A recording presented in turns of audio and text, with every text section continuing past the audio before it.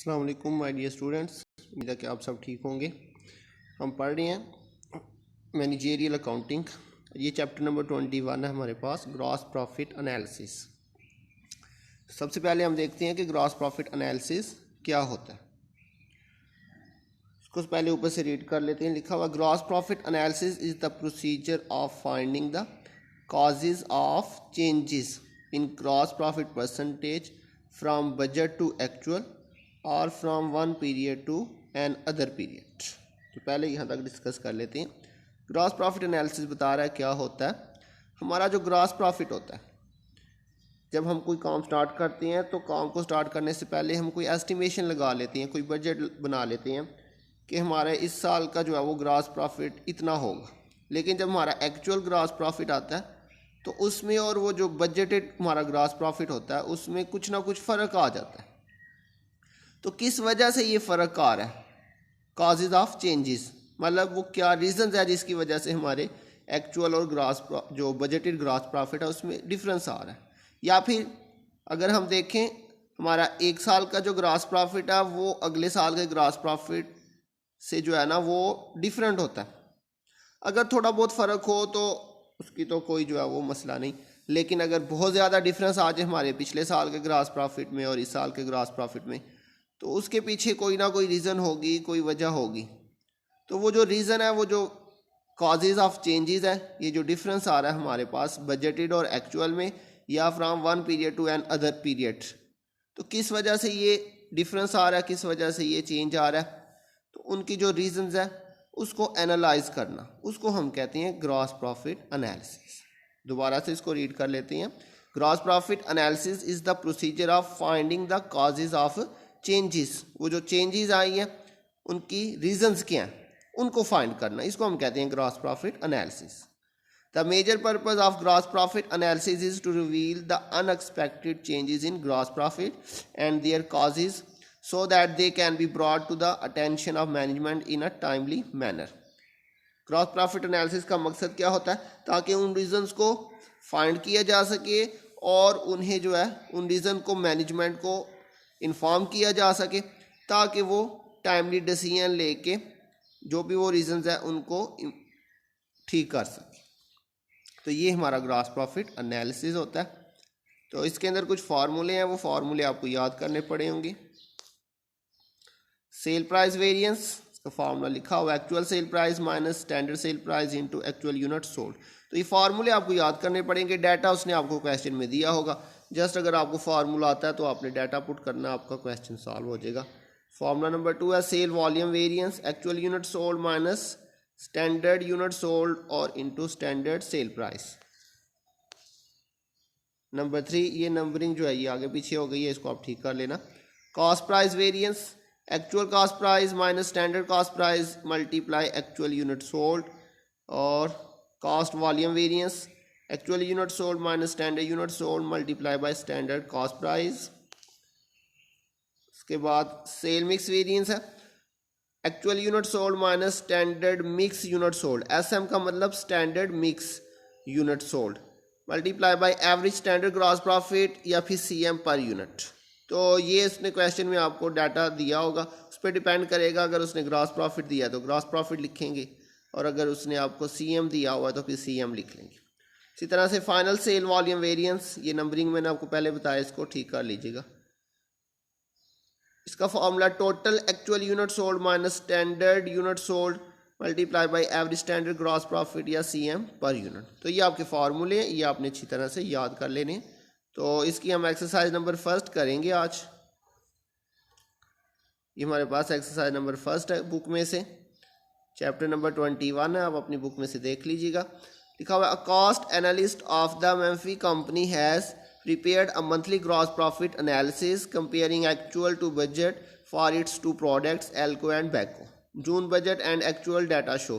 ये उसने आपको 2 प्रोडक्ट्स हैं Elco and Beko, उसका उसने आपको डाटा दिया हुआ है। इसमें बजटेड डाटा भी है और एक्चुअल डाटा भी है। बजट के अंदर उसने आपको बताई हुई है सेल आपकी है 8000 Elco की और Beko की है 4200। उनकी सेल प्राइस जो है वो $20 एंड 14 है और टोटल अमाउंट उसने आपको सेल की बताई हुई है। ये बजटेड डाटा बताया हुआ ऊपर लिखा हुआ है। 160,000 एंड 58,800।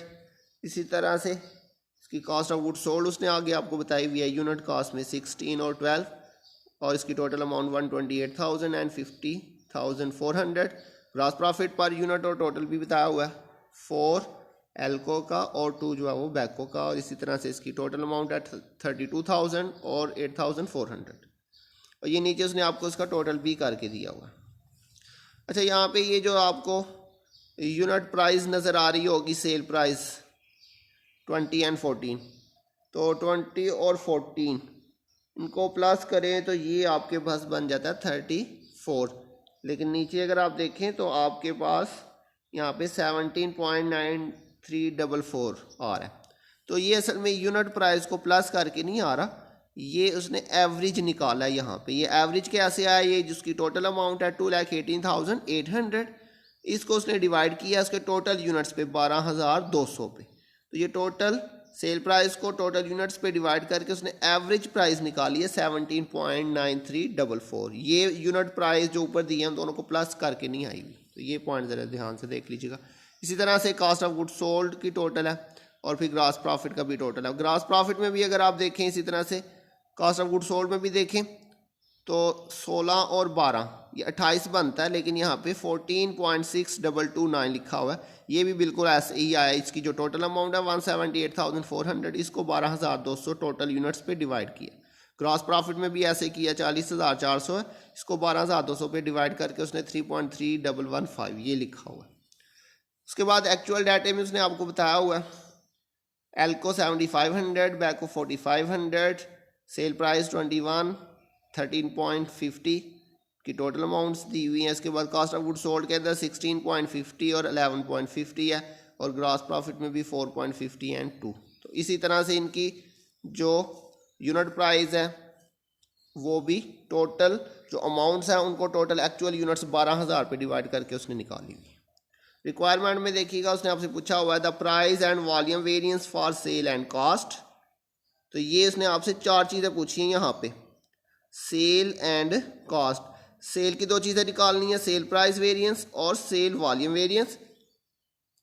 इसी तरह से फिर आपने कॉस्ट प्राइस वेरिएंस और कॉस्ट वॉल्यूम वेरिएंस, ये फर्स्ट रिक्वायरमेंट में 4 चीज़ें हैं। और सेकंड में 2 चीज़ें पूछी हैं, sale mix and final sale volume variance. तो देखते हैं हमारे पास सबसे पहले उसने आपसे पूछा हुआ है। अच्छा, यहाँ पे हमने सबसे पहले ये डाटा अरेंज करके लिख लिया। यहाँ पे actual sale price, standard sale price, actual cost price, standard cost price, actual unit sold और स्टैंडर्ड यूनिट सोल्ड। तो ये हमने ऊपर क्वेश्चन में से ही डाटा लेके यहाँ पे इसको अरेंज कर लिया ताकि बार बार हमें फिर क्वेश्चन देखने की ज़रूरत ना पड़े। तो एक्चुअल सेल प्राइस आप ऊपर क्वेश्चन में से देख सकती हैं, आपके पास ये दी हुई है यहाँ पे 21 एंड 13.50, उसी को मैंने यहाँ पे नीचे टेबल में पुट कर लिया। उसके बाद स्टैंडर्ड सेल प्राइस ये उसने आपको ऊपर दी हुई थी, ये 20 एंड 14। तो इसी तरह से आप ये सारा डाटा अरेंज कर लीजिएगा, तो फिर बार बार आपको क्वेश्चन देखने की ज़रूरत नहीं पड़ेगी जब आपका ये डाटा अरेंज हो जाएगा। तो इसके बाद फर्स्ट रिक्वायरमेंट में हम देखते हैं क्या निकाला हुआ हमने, sale price variance. Sale price variance का फार्मूला अब आपने याद कर लिया होगा, तो आपने जस्ट फार्मूला पुट करना है, वैल्यूज पुट करनी है, तो आपका क्वेश्चन सॉल्व हो जाएगा। फार्मूला आपके पास था इसका, actual sale price minus standard sale price into actual unit sold. अगर आपने फार्मूले याद नहीं किए तो सबसे पहले फार्मूले याद कर लीजिएगा और उसके बाद आपने क्वेश्चन को सॉल्व करना है। तो अब एक्चुअल सेल प्राइस और स्टैंडर्ड सेल प्राइस, हमारे पास 2 प्रोडक्ट थी, एल्को और बैको। तो ये ऊपर वाला जो मैंने आपको टेबल बना के दिखाया वही टेबल मैंने यहाँ पे आपके सामने लिख दिया ताकि बार बार पीछे जाने की ज़रूरत ना पड़े। तो इसमें से देख लेते हैं, एक्चुअल सेल प्राइस हमारे पास एल्को की थी 20 और बैको की 13.50, और स्टैंडर्ड सेल प्राइस थी एल्को की 20 और बैको की 14, और मल्टीप्लाई एक्चुअल यूनिट सोल्ड। तो आपको ये सेकंड लास्ट कॉलम के अंदर एक्चुअल यूनिट सोल्ड दिए हुए हैं, एल्को के 7,500 है और बैको के 4,500 है, ये आप नीचे से देख सकती हैं। तो ये आपने सारा डाटा पुट किया फार्मूलों के अंदर और ये सारा आपने माइनस किया, मल्टीप्लाई किया, तो ये आपके पास वैल्यूज़ आ जाएंगी। एल्को का आ रहा है 7,500, फाइनल आंसर फेवरेबल लिखा हुआ। अगर प्लस में आएगा तो ये फेवरेबल होगा, और अगर माइनस में आंसर आएगा तो ये अनफेवरेबल होगा। जैसे 20 माइनस 20 करेंगे तो ये प्लस में आएगा 1, और इंटू 7500 करेंगे इसलिए प्लस में आया। जबकि बैको में 13.50 माइनस 14 करेंगे तो 0.50 माइनस में आएगा, और उसे जब 4500 से माइनस करें मल्टीप्लाई करेंगे तो माइनस में आएगा 2250। तो चूँकि माइनस में आ रहा है इसलिए हम इसको अनफेवरेबल लिख लें। दोनों का आपने डिफरेंस लिया तो 5250, चूँकि फेवरेबल वाली अमाउंट बड़ी थी इसलिए आपका जो आंसर आएगा वो फेवरेबल आ जाएगा। तो ये आपका सेल प्राइस वेरिएंस आ जाएगा। इसी तरह से सेकंड रिक्वायरमेंट में फर्स्ट पार्ट में ही उसने पूछा हुआ था सेल वॉल्यूम वेरिएंस। इसका formula actual unit sold minus standard unit sold into standard sale price. दोनों प्रोडक्ट थी एल्को बैको। तो एक्चुअल यूनिट सोल्ड ये सेकंड लास्ट कॉलम के अंदर देख लीजिएगा, एक्चुअल यूनिट सोल्ड बताए हुए हैं 7500 एंड 4500, और उसी के साथ स्टैंडर्ड यूनिट सोल्ड भी बताए हुए हैं 8000 एंड 4200। मल्टीप्लाई करना आपने standard sale price. Standard sale price आपको दूसरे कॉलम के अंदर प्रोडक्ट के आगे एक्चुअल प्राइस है और स्टैंडर्ड सेल प्राइस है, नीचे टेबल में से देख लें आप लोग, वहाँ पे लिखा हुआ है 20 एंड 14। तो ये भी सारा आपने माइनस किया और मल्टीप्लाई किया, तो ये आपके पास पहला जो आंसर आ रहा है वो माइनस में आ रहा है 10,000 इसलिए अनफेवरेबल, और दूसरे वाला जो है वो प्लस में आ रहा है तो वो फेवरेबल। दोनों को प्लस माइनस किया 10,000 और 4200 को, तो ये 5800 आपके पास चूँकि अनफेवरेबल बड़ी थी इसलिए अनफेवरेबल आ गया सेल वॉल्यूम वेरिएंस।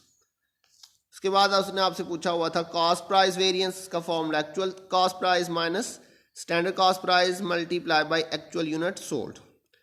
इसको भी आपने वैल्यूज पुट कर लें। एक्चुअल कॉस्ट प्राइस या आपको टेबल के अंदर नीचे प्रोडक्ट के आगे फर्स्ट कॉलम के अंदर दिया हुआ है एक्चुअल सेल प्राइस 21 एंड 13.50, और सॉरी ये एक्चुअल सेल प्राइस नहीं लेनी, actual cost price. Actual cost price आपको थर्ड कॉलम के अंदर दिया हुआ है 16.50 और 11.50, और इसी तरह से स्टैंडर्ड कॉस्ट प्राइस उसी के आगे चौथे कॉलम में दिया हुआ है 16 एंड 12। तो ये उसके बाद actual unit sold second last column के अंदर दिए हुए हैं 7500 एंड 4500। ये सारा आपने सॉल्व किया तो ये आपके पास फाइनल आंसर आ रहा है 1500, और ये भी अनफेवरेबल आ रहा है। उसके बाद है जी cost volume variance. Actual unit sold minus standard unit sold multiply by standard cost price. तो actual unit sold second last column के अंदर दिए हुए हैं 7500 4500, और स्टैंडर्ड यूनिट सोल्ड 8000 एंड 4200, और multiply by standard cost price या आपको चौथे कॉलम के अंदर दिया हुआ है 16 और 12। तो ये आपने सारा मल्टीप्लाई किया प्लस माइनस किया तो ये आपके पास 4400 फेवरेबल आ रहा है कॉस्ट वॉल्यूम वेरिएंस।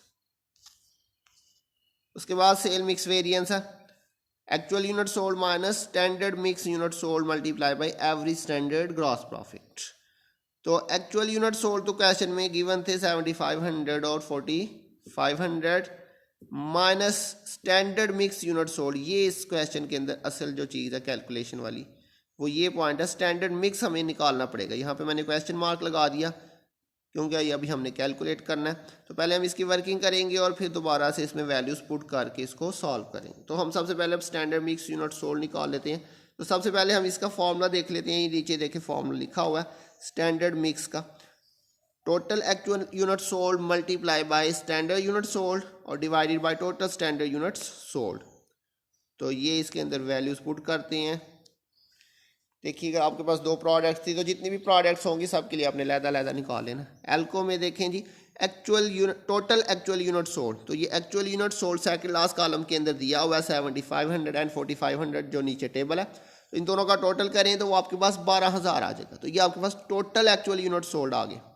और इसी तरह से मल्टीप्लाई करेंगे standard unit sold. Standard unit sold एल्को के देखें आपके पास थे 8000 सबसे लास्ट कॉलम के अंदर।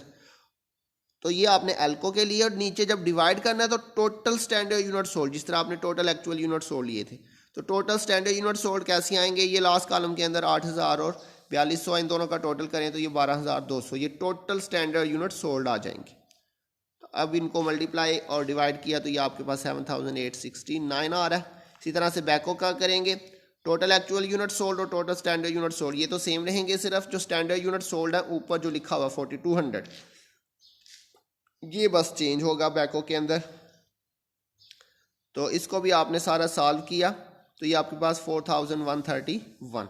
इस वर्किंग को ज़रा अच्छी तरह से समझ लीजिएगा, देख लीजिएगा। तो अब आप इसको दोबारा से जो है वो पिछली जो आपने पीछे छोड़ा था, क्वेश्चन मार्क हमने छोड़ा था ये, अब यहाँ पे आपने ये स्टैंडर्ड मिक्स यूनिट सोल्ड जो है ना इनको पुट कर देना, और इसके बाद फिर आपने मल्टीप्लिकेशन कर लेनी है, तो ये आपका क्वेश्चन सॉल्व हो जाएगा। तो ये देखें जी, हमने यहाँ पे आगे पुट किया हुआ है ये स्टैंडर्ड मिक्स यूनिट सोल्ड 7869 और 4131, ये जो हमने अभी पीछे वर्किंग करके निकाल लिया था। तो अब इन सब को माइनस किया, मल्टीप्लाई किया, तो ये आपके पास आ रहा है 738 अनफेवरेबल। तो ये हमारे पास सेल मिक्स वेरिएंस आ जाएगा इस तरह से। और उसके बाद लास्ट हमारे पास था फाइनल सेल वॉल्यूम वेरिएंस का फार्मूला जी, total actual unit sold minus total standard unit sold multiply by average standard gross profit.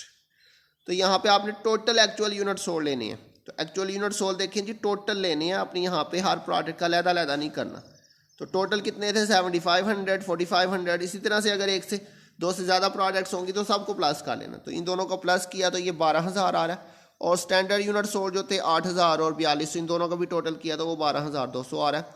Average standard gross profit, ये आपने एवरेज स्टैंडर्ड ग्रॉस प्रॉफिट अपने क्वेश्चन में से आपने ये लेनी है अमाउंट।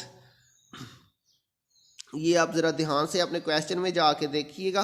तो ये आपके पास टेबल के अंदर जो उसने आपको दी हुई थी वैल्यू,